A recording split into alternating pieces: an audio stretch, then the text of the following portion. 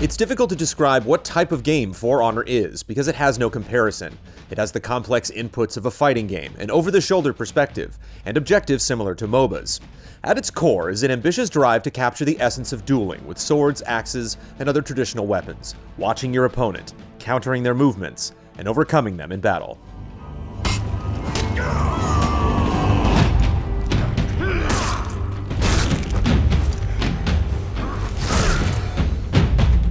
The beauty of For Honor lays in its subtly complex melee encounters. At basic level, each class blocks and attacks in 3 directions by aiming the right analog stick. Light attacks are faster than heavy attacks but do noticeably less damage. There's also a guard break that can stun opponents and leave them vulnerable to a throw, and various combos specific to each class. Managing stamina also plays an integral part in each clash, as running out removes the ability to roll and reduces attack speed considerably. It's when you start to fully understand each class's strengths and weaknesses that the depth of For Honor starts to truly shine. The Berserker relies on ruthless aggression, getting in close to its opponent and unleashing a flurry of attacks. The Shugoki has a huge health pool and hits for large amounts of damage, but it's extremely slow, leaving it susceptible to counterattacks. The Nobushi wields a poisoned spear and is dangerous from a distance. It's not simply mastering your chosen class's skill set, it's knowing what each opponent is capable of, and anticipating their next move. Stage fatalities are a critical part of most matches, and many locations feature these deadly traps. Spikes, moats, and fatal drops add another layer of strategy that pushes players to be constantly aware of their surroundings. Lastly, there are feints that can be used to trick opponents, and parries that drive them off balance.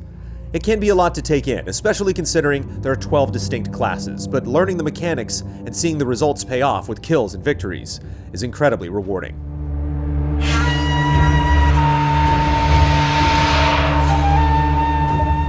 While it's not the focus for most players, there is a campaign which is broken into 3 chapters, one for each of the game's main factions.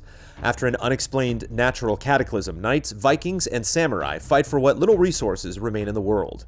A warlord named Apollyon believes each faction has grown weak and attempts to manipulate them into becoming stronger through conflict.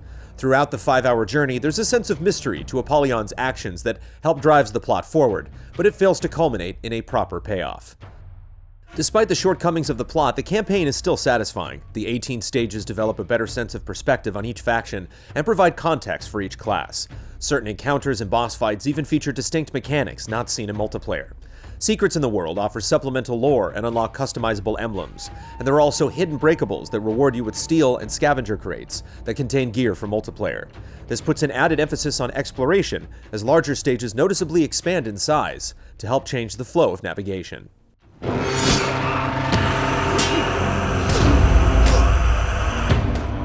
When you first log in, you're asked to pledge allegiance to one faction in the faction war, Knights, Vikings, or Samurai. While you still have access to every hero, points earned from matches contribute towards your team. These war assets can then be distributed to bolster your influence over one specific territory, or split evenly among all contested territories. It's most beneficial to invest assets into more closely contested zones, but zones are limited by playlists, and some playlists for your faction may not be in a contested area at all.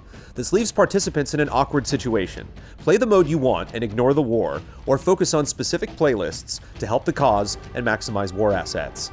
Additionally, elimination and skirmish modes are tied to the same deathmatch playlist, and it's frustrating that you can't choose between them when you have timed quests to complete. The 10-week season consists of 5 2-week rounds with exclusive cosmetic rewards reportedly given to the leader of each round and eventual season winner. It remains to be seen how valuable these rewards are and whether they'll make investing in the faction war worth the effort.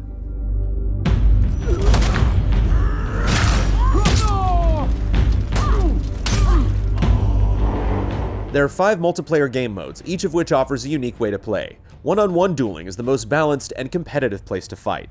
The best of 5 contest usually only lasts a few minutes, but each second is filled with palpable tension. While there is no ranked mode at launch, it's been confirmed for a later date. Brawl is similar to duels, but is instead 2 versus 2. Playing side by side with a friend relieves some of the pressure and anxiety found in duels. Skirmish and elimination are more large-scale and contain power-ups throughout the battleground that grant varying buffs to attack, speed, defense, and health. While the attempt to change the ebb and flow of combat is appreciated, these modes are noticeably less engaging.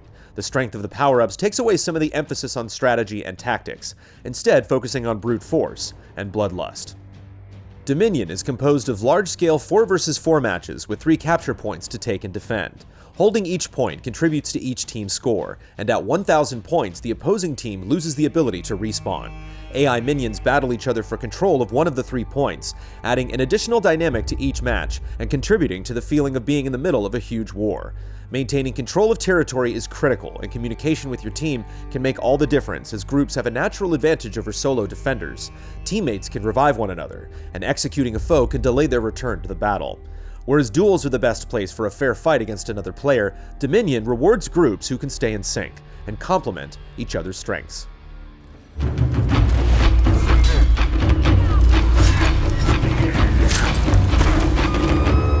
There are a host of ways to customize each character's appearance and stats. Gear is earned through random drops after each match, leveling up, or from packs purchased with steel. Steel can be earned slowly from matches and completing daily quests, or purchased with real money, somewhat diminishing the thrill of finding a rare item. Simply knowing players can take shortcuts makes seeing a fully equipped soldier on the battlefield less exciting. Additionally, in the larger team modes, gear offers stat boosts, which directly make you stronger. Thankfully, gear stats are turned off in duels and brawls, and to obtain better legendary gear, each class needs to be a specific reputation level, prohibiting wealthy players from just spending tons of cash for a clear advantage.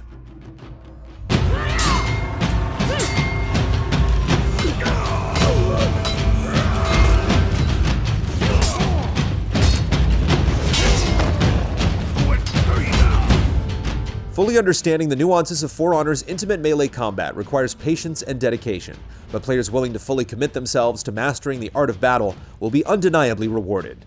There are still some questions regarding peripheral elements like the faction war and ranked play, and there are some small missteps with the campaign and microtransactions. However, For Honor brings melee combat to life in a fundamental new way with complex and satisfying mechanics. If you enjoy meaningful victories, For Honor is for you.